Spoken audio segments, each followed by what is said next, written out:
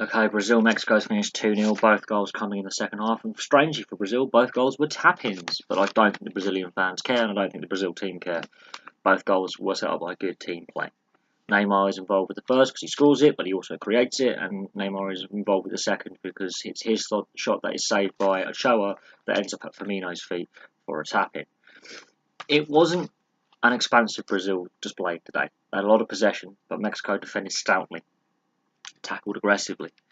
I think that's what caused Mexico to run out of energy. I think the heat as well, it's 35 degrees Celsius in Samara. That's had a massive impact on both sets of players. The pace of the game definitely dropped in the second half.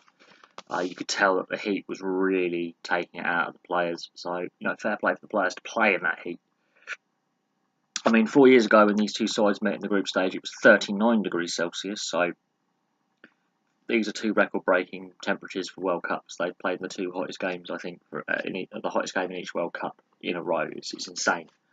I will say this: Brazil were more measured in possession. They weren't flashy at times. There was the occasional flash of brilliance from Coutinho or Neymar or Gabriel Jesus.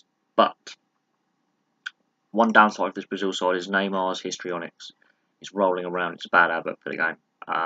There was a couple of instances where Neymar was milking it, so that he wasn't actually hurt.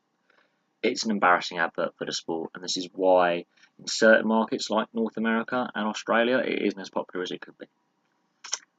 It really isn't as popular as it could be, and it could be more popular if players like Neymar stayed on their feet, didn't roll around, didn't fake that they were injured, didn't fake that they got a knock, didn't dive.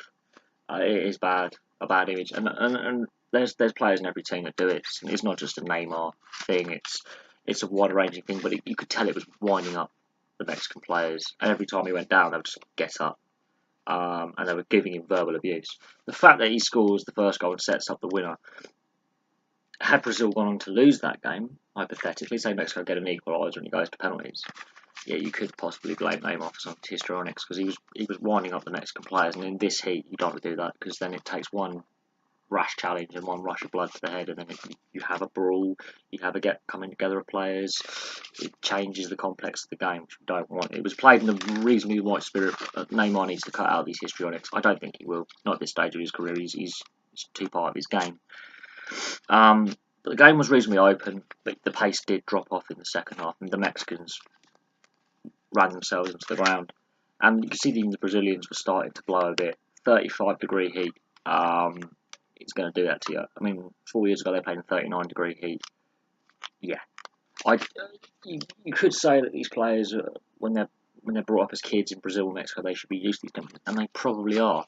But they spent so much time playing in Europe, when most European leagues take place in our winter when it is a lot cooler, so they're not used to playing in these temperatures.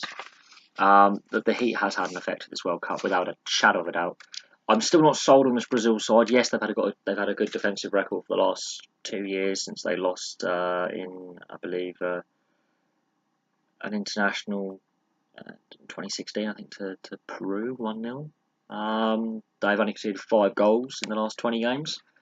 But I'm not sold on them defensively. They did look a little bit shaky today. They looked very exposed today. Thiago Silva is showing his age at 35.